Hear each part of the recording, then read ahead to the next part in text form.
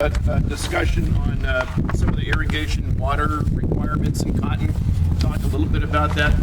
It's standing here next to Dan's field that makes me think it's no surprise we don't have a lot more people out here today because everything's been looking so good. Pest management wise, we've had a great spring. We got some ups and downs with the spring weather, but the crop looks fantastic. Generally, we have fairly good retention. There's a little bit of lower retention in this particular side of the field when I started pulling a few plants. But other than that, the field looks great. It's well into flower. Been flowering for about 10 days or so. Dan, maybe a little more. A little bit more. Yeah, and so the vigor looks good. You're not one of the things that you would see with some water stress in there is you see a little bit more of that bloom rising up at the top, but you've kept that down, and that's probably a real good sign that you're not moving too rapidly, right. And you're control also, but you're also controlling some of the vegetative growth also. So you just finished up your second irrigation here? Yes. Okay. So and then first irrigation somewhere in the first week or so of June? Yeah, I was right in there. Okay. Yep. Okay. Sweet. So kind of what you might expect for a heavy water retention or a high water retention soil, clay loam, or maybe the heavy side of it. Yeah, on the heavy side. Of the clay loam, and so I went out and just did a couple soil cores, and that confirmed that he's got fantastic water, even 5 or 6. Well, of course, we just finished up the irrigation just a few days ago, right? So yeah, field's looking great. Thought maybe I'd take just a minute just sort of review cotton water requirements. And generally, you're not going to know specifically unless you do a lot of measurements what exactly your cotton ET is going to be for the season. And what do we mean by ET? Well, of course, it's evaporation and it's transpiration. Transpiration by the plant, evaporation by the soil. You put those two together, and that's the amount of water that's lost from the field during the season. Usually, we say planting date or the time you get your first cotyledons up there. Very little or very low water evaporation after tillage, and after a few days of tillage and activity, you really don't get a lot of water use by the crop. So the last probably 2-3 weeks, you've had probably 60 or 70% of your water use in the crop already just over the last couple of weeks. That's because it's an efficient biological mechanism to move water from the soil to the atmosphere. And of course, what drives that is evapotranspiration. If the energy, there's an energy from the atmosphere, and of course that's going to contribute to your evaporative losses. So, what are some of the things that drive evapotranspiration or would increase evapotranspiration? Well, temperature is one of those. Wind speed is another. And of course, you can't forget the sun's energy as being a really important component. Humidity, the more humid that system is, the slower that evaporative demand is going to be from the leaf surface. So in that case, we're going to reduce evapotranspiration. Well, I thought just for the fun of it, I just sort of look at what the Fireboss station said for the CIMMYS weather station. I think we all know what CIMMYS is, but I'll just repeat it. It's California Irrigation Management Information System that the DWR maintains and has since the early 1980s. And basically by placing instruments above a grass, it's a irrigated, cool and warm season grass fetch. We can sort of peg a evaporative demand a model, and we call that ETO, or reference evapotranspiration. And it's reference because it's reference to that crop, to that crop. Well, how do we use that? Well, the crop coefficient does change. So we use ETO, or reference evapotranspiration. We multiply that by a simple multiplier typically, and then we get our actual crop ET. Well, that multiplier, of course, is going to be very important if you want to be fairly accurate with understanding how much water is leaving that field behind us. Now, the nice thing about it is once you get through the early season, it becomes much more straightforward because you've got a pretty much a full canopy, and you're peaking out on your KC or your crop coefficient. So the multiplier that you're going to use in the case of cotton is going to be somewhere this time of year right about 1.1, and it's not going to go much above that, and it's not going to be much below that unless you've got a real stress situation. So if we multiply our reference ET by about 10% above that, what that value is, you're going to come very close to what your evapotranspiration is on the field. So think of it as you got a low ET very early in the season where you've just planted. Most of that's evaporation, so you're probably talking about a crop coefficient of about 2.2. And then as that crop grows up, we start to get a much larger canopy cover, get much larger losses from the plant, and we slowly slide up until we get to about this time of the season where we're very close to that peak ET. Okay, so peak ET is going to depend really today. It's not going to depend on how much that canopy grows anymore. It's going to depend on the atmospheric conditions. So I highlighted a couple of things just on the CIMMYS weather data. You can see the date there on the far left, and then you can see where I put high and low temperatures for the day, and then ETO. And what I wanted to point out was on the 5th of June, up on the top there, we had a 100-degree day, and that resulted in an ETO estimate of about 0.3 inches for that day, which is, while it is a measure of the length of water, it's actually a measure of the volume of water that's being lost from that field depending upon the acreage. The other yellow line that I have there, if we look at that, the temperatures dropped down to 84 degrees. And when that happened, we dropped our ETO by over 50%. We cut that in half, and that's where you see the 0.14 estimate. So it appears that maybe temperature has something to do with that. But let's go back down to the other yellow line. On 6/18, we have a similar 84-degree day, but that ETO is up to 0.25. So my question to you is, why is it that we have the same temperatures, but we have a very different ETO value for those two, the second and third condition there that we looked at? From the days in between? The question is why did we drop? It's the same temperature on the 11th and the 18th. Why did it increase from 0.14 to 0.25? Pete? Bigger plants? Yeah, no, see, this is a reference evapotranspiration, right? Okay. So it had nothing to do with that. The only thing that differed was the cloud cover. So on the 11th, I should have there's actually on the printout for CIMMYS, you can actually get net radiation or radiation value, and you can actually see what that number is.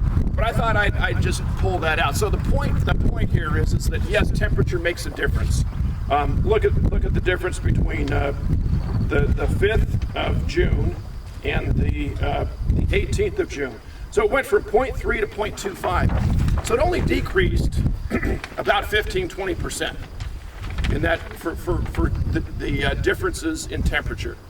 But when you pull light out of the equation, you had a much more rapid. You cut things and you cut your ETO in half. So that's sort of the lesson there about the importance of net radiation and cloud cover versus a sunny day. Not rapid or not huge increases with higher temperatures when it comes to evaporative demand. So that's the point there. Another thought. I thought I'd maybe just kind of go through a real rough shot calculation on how you might think in terms of how much water I need to apply for the next irrigation. So you start summing up some of these values here that you see under ETO, and you apply that crop coefficient appropriately. Maybe a little bit of extra fudge in there for some distribution uniformity issues with your irrigation system. And now you can start to come up with how much water do I want to apply? And of course that takes some measurement. And so I thought maybe it might be helpful to look at, let's just say that average down there you see on ETO is about 2.27 inches per day. And if you multiply that by 2 weeks, let's say there was a 2-week irrigation interval between irrigation events, we come up with about 3.8 inches. Okay, so now we take that 3.8 inches because that's the water that's probably, it's pretty close, but remember we said about 1.1 this time of year? So we're going to increase that value by a little bit. And then if we didn't do a very good job of uniformly irrigating, we might put another fudge factor in there. But the nice thing about it, about irrigation scheduling this time of year is we've got a couple of things happening. One, we're increasing the amount of water storage, aren't we? As we send down a taproot, we have actually more and more access to water. So we can actually have some deficits happen during the season without us being too concerned about high stress levels, simply because we have some additional soil and additional water down there to take advantage of. So very rapid as we get into flower period right now. We've got some very active roots, very rapidly growing roots right now, and so we do have that extra supply of water that's going to carry us through now, and we'll probably be another at least a couple three weeks before we irrigate again here. Dan, is that about right? Couple weeks? Yeah, probably a couple weeks. Okay. So how much do we irrigate? Well, if it was 2 weeks out, we'd say about 3.8 times 1.1. Maybe a little bit of an irrigation scheduling factor in there, or irrigation uniformity factor in there, and that'll give you an idea of how much water you need to replace to fully replace the water that's been extracted today through the soil. And again, you don't have to, in these subsequent irrigations, depending upon infiltration rate characteristics and your ability to refill that profile, you may or may not need to exactly refill the entire profile, because there is stored water, particularly after first irrigations. There's a lot of stored water down deep that the plant will continue to move, and as it grows its roots, providing there's good drainage, good access to oxygen, you're going to get a lot of roots proliferating at foot number 2, foot number 3. Later in the season, we'll see a lot of extraction coming from foot number 4. And so these are things that to keep in mind as we think about our irrigation scheduling activities. Just for general interest, I thought I'd put down a few numbers on the difference between when you're measuring your water, whether or not you've got gallons per minute coming out of a meter or you've got CFS. There's different ways to measure these things. Basically, down below on our water demand, 1 CFS is equal to about 450 gallons per minute. Now, if you've got a surface water provider that's where you're delivering large volumes, it's probably going to be in CFS. Otherwise, you're going to be looking at a smaller meter, a propeller meter, something like that, and you're going to be measuring in gallons per minute. So I provided just a little bit of a crossover there in terms of converting from gallons per minute to CFS.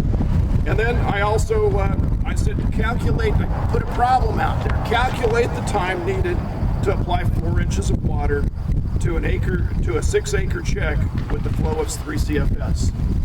And basically, we just took some of those numbers and kind of worked them through just so that you can get a better estimate on how much water you're applying at any one point in time, and then matching that up with the ETO. So that's kind of the game as we talk about irrigation scheduling. Of course, irrigation scheduling is two items really. It's the frequency or the timing of that irrigation, and it's the amount. And so unless you measure this, unless you have some idea and you do something in the way of measurements, you're not going to be able to make those management decisions without this type of information. So that's sort of the basics that I have for you today on irrigation scheduling, irrigation management. Maybe the last point I would make is we still continue to see a lot of use of the pressure chamber. And not by everybody, not all the time, but since the 80s, it has become an important tool for irrigation scheduling. It seems to do a very good job of integrating the atmospheric water demand with what's available to the root itself. And so,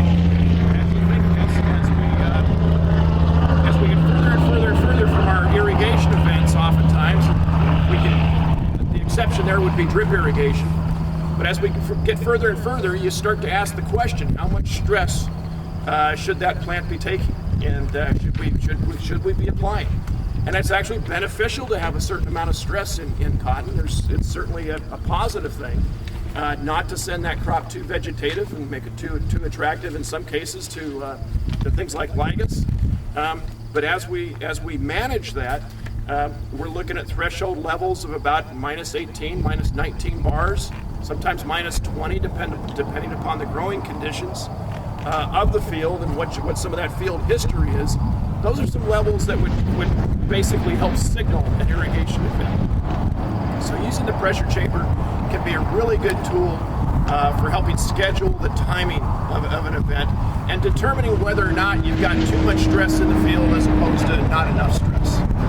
So just a reminder there, we're seeing the pressure chamber used more and more in grapevines. We're seeing it used more and more in almonds and some of the other tree crops, pistachios. It's a very good, again, integrative tool for irrigation scheduling and irrigation management.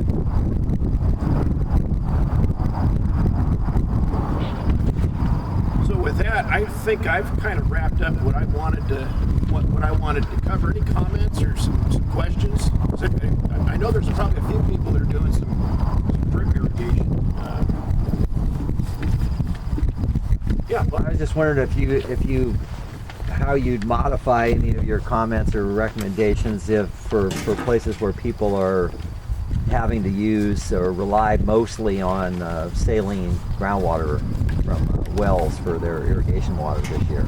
Wow, yeah, that's a good question. So salinity certainly does have some impacts on. There's a couple of major impacts that you can have. One would be simply getting water in the ground. In some cases, if you've got saline soil conditions, you might have some issues in parts of the field with water actually moving through the soil profile and diluting some of those salts, but also providing good moisture for the plant. So that can be some kind of an indicator sometimes if you've got some salinized soil. Generally speaking, if it's fairly salty well water, you might not have that problem on the other hand, because the higher the EC is of that water, actually the better it flows into the soil. And some of you that have ever worked with dairy lagoon water, you know that, because as soon as you put that dairy lagoon water in with your well water, you see it go right into the ground, and that's something that it's just a fact that we get very high infiltration rates with salt. But in terms of certainly salt's a stress, right? So I think definitely you're gonna tend to get some higher stress levels earlier, and that can be something that you want to think about in terms of how you're scheduling irrigation events. It may probably have little effect on your pressure chamber readings, but there again, you might be able to sort some of that out with a pressure chamber. I don't know. You have any some other comments that might help me out here, Bob? I know you've got Bob's done a lot of work on this issue of salinity and crop uptake, and it can be a real important issue out here in some areas. Yeah, I mean, it's an advantage that cotton is more salt tolerant than a lot of the other crops. So I mean, we shouldn't see quite as much damage even under some of the drip irrigation conditions where we're starting to see some issues on the tomatoes or certainly on some of the tree crops like almonds. But I don't know. I was in some fields down in a real chronic, nasty area down by Alpaw, and I think they had finally cut back enough on their irrigation, and they were already in a saline soil that I think they were actually seriously in need of some leaching, just because even for cotton it was at the point where it was really a big deal. And so they had really kept up nicely on trying to irrigate a little more frequently and everything, but they still had like 1.5-inch internodes, and the plants were just small, and it was really restricting their potential. And we're not there on most of the stuff, at least I've seen on the west side, but those kind of chronic saline areas, there's some others down in Kern County that really look the same way, and I don't see how they're going to get better without some water for leaching. And I know Bob and myself, somewhat regularly will go on these calls where salinity is a major issue in the field. And right now, generally, is not the best time to be dealing with those salinity issues. Oftentimes, it's what did you do for a pre-plant irrigation? Did you get a little extra water on, in January or February when you have very low ET? You might have a little bit of rainfall to help that out as well. So you've got a little bit more moisture and water running through that surface soil, and it's usually the surface soils where a lot of these salts tend to collect. So, so think about those things those are things to think about. During your pre-irrigation or pre-plant irrigation. This could be a very helpful tool. And of course, we're always thinking that there are benefits to that pre-plant irrigation. Even in these days of drip irrigation, there's some benefits to having good soil moisture down, low to middling, and even middle to lower parts of that soil profile, depending upon how much you're going to draw on that moisture later in the season.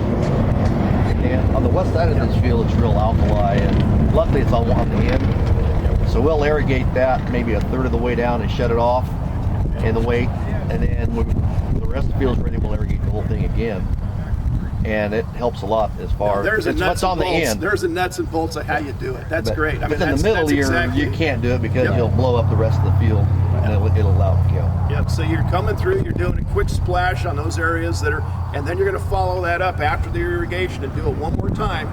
And sometimes that's enough, that double shot. You got alkali, but you also probably have some issues with water penetration. And having that little extra water, not just for the immediate moment, but also in the season, something you're building up down in the subsurface is going to benefit you. Yeah, when you get a little higher plant too, it's easier to pick. And there's the proof of the pudding is that your plant's the vegetative part of that plant is continuing to grow, and that's a positive sign. And you know that you've got good water status when you've got vegetative growth happening. So good comment there. When is it advantageous to stress the crop more so on some growth stages than others? So questions on growth stages and when to stress the crop. So the pressure chamber guideline that we developed many years ago, Don Grimes did this work in the 80s and it's been followed up many times by a number of farm advisors and specialists. And we set basically the guideline for leaf water potential, taking that pressure chamber early season, right up until about first flower, the guideline would be irrigate at about minus 15 bars. So that's a lower level of stress than 18 bars, right? So if you take it to 18 bars, that's after bloom, and so the plant can handle additional stresses later on in the season. But because when you're in flowering is a semi-sensitive period. So even though we can handle minus 18 bars early in flower, you probably don't want to have that sustained, or at minus 8, minus 19 and higher, sustained for a long period of time during that bloom period.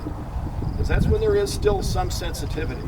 So we're not at that point in time as we're looking at the crop now. We're a week or so into flower, but it's still we still have another couple of weeks, of fruit to set and then retain. So the next couple of weeks continue to be fairly sensitive, and so that's why we say modest stress. So modest stress, the best definition we can come up with is that minus 18 bars, minus 19 bars in FEMA. And there are some conditions where you've got growth kind of running away from you, where you actually might even think about slightly higher stress levels than that, just help maintain a moderate growth. So we can take some additional stress later in the season. As we get to cutout, the plant is much more. A couple of things happen. One, you're going to tend to use a lot more water down deeper, and that's usually your saving grace. But the plant will take a little bit more stress. The later and later we get out, you're affecting less and less of the crop because so much of your crop is already made. You're just really trying to finish up those last top couple 3 holes, And so, and usually that's not going to have a big impact on yield. So particularly if you're water short, you can think about increasing that stress later on in the season. How about Hazara? These same numbers apply? On what? Hazara variety. Oh, Hazara, yeah. Yeah, So we're talking about a very vigorous plant versus some of the more moderately or slightly indeterminate varieties that we typically grow. With Hazaras, you're gonna expect a much more rapid growth. You're gonna expect much longer internodes, and yes, we have seen where you can have slightly higher stress levels, not dramatically higher, but maintaining that growth rate of that plant by having some additional stress. So we might be talking another bar or two. But the thing that I say with Hazara growers, they're Hazara fruits very much like Pima in the sense that it has an extended fruiting period also. Where Acalas, first flower to cutout, that might be only about 4 weeks, 28, 30 days. In Pimas, we add about another 12 or 15 days to that. You're about a 45-day fruit set period between, and Hazaras will be a little bit longer than that. So they have more fruit. You're managing it over a much longer period of time, but they will take some additional stress without yield penalties. So the major thing you're trying to do there is trying not to shade things out. In other words, that minus 15 early in the season might be delayed a little bit to a minus 16 or minus 17. So you don't start to build that plant up so large that you're starting to do a lot of shading down at the bottom of the plant. Because that shade can have an influence on bottom retention. And those are some of the things when we talk about vigor management. Those are some of the things that we want to address.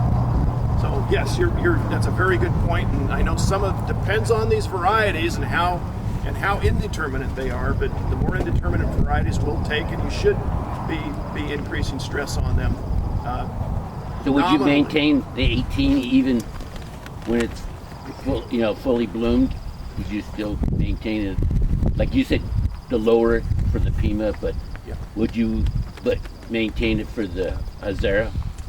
Yeah, I think the minus, even minus 20 bars in a Hazara field, for instance, may not be, that will definitely be something to help keep some of the growth habit down. But that might be a level also in certain situations where a Pima crop at minus 20 would not be a bad case. So again, I look at it from the standpoint of managing vegetative growth. Bob, you probably have a comment or two on that. Bob's done a lot of work on this as well. Well, I mean, one of the things I do think is really consistent looking across a lot of Dan's work and some of Tom Kirby's work and some of the stuff that we've done is also that it's really held across most of the Pimas and I think the Hazaras that there's about 1.5 to 2 bar difference in the same soil, same water content between what you'd find in an Acala. So an Acala in a soil that's 18 bars, it's going to read 19.5 to 20 bars in the Pima. And it's just a difference in probably the conductance of the stem tissue and everything in the Pimas. So the Pima at 20 bars is about the same stress level as most of the old uplands or Acalas at 18. So to me, one of the things in some of the Pima water stress trials that Dan and I think have both done, you don't always need to get real excited about 22 bar, 23 bar, especially in plants that are more vigorous. Not maybe talking about 105 degree or 110 degree day, but 100 degree day. And what I think is really a kind of a big deal to look at in Pima, partly because of what Dan said about a really long fruiting cycle, is when does the stress occur and when do you start seeing wilt? Because a lot of people like the bloom to the top approach in Pima. And my usual answer, rather than arguing with him about how much stress is too much stress, is I really think that if you go out and you look at the field and 80% of the field is not wilted in the afternoon hours, then that plant is still being productive in terms of photosynthesis, production of carbohydrates and all, and it's still hanging in there pretty well, and that stress may be working for you. And I figure if on the other hand 80% of the field is showing some significant wilt, well, then that means the stomata are closed in the leaves, it's not fixing any carbon, it's really slowing down on any nutrient uptake or movement, and it's not a productive thing. And I personally, I think that's kind of one of the eyeball things when someone says how much stress is too much. To me, that's too much. And if you are out there at 10 o'clock in the morning and it looks like that, then I'd say you're way over the top, because it's essentially getting no hours of the day that the plant is doing anything in terms of productive gas exchange. So, does that make sense? Yeah. Yeah, so I mean, you know, I'm used to the idea. I used to think that, you know, that a lot of the stress that people put Pima under was too extreme. But in some of Dan's studies and some of the on-farm stuff that I've seen, you know, it's hard to disagree that, you know, a certain amount of stress is actually a nice growth regulator and can kind of keep the plant doing what you want it to do. And my argument usually is just getting too carried away to where you have significant wilt and loss of, you know, gas exchange that is equal to productivity. That will hurt, because stress that's that severe is going to damage the developing bolls. If it's really severe, it'll actually damage them at the time of pollination, and it also reduces the amount of carbohydrates that are available to set the fruit. And I think that would be my argument, is then you're going too far. Good points. Good points. Well, Bob, this might be a good time for you to come up and take my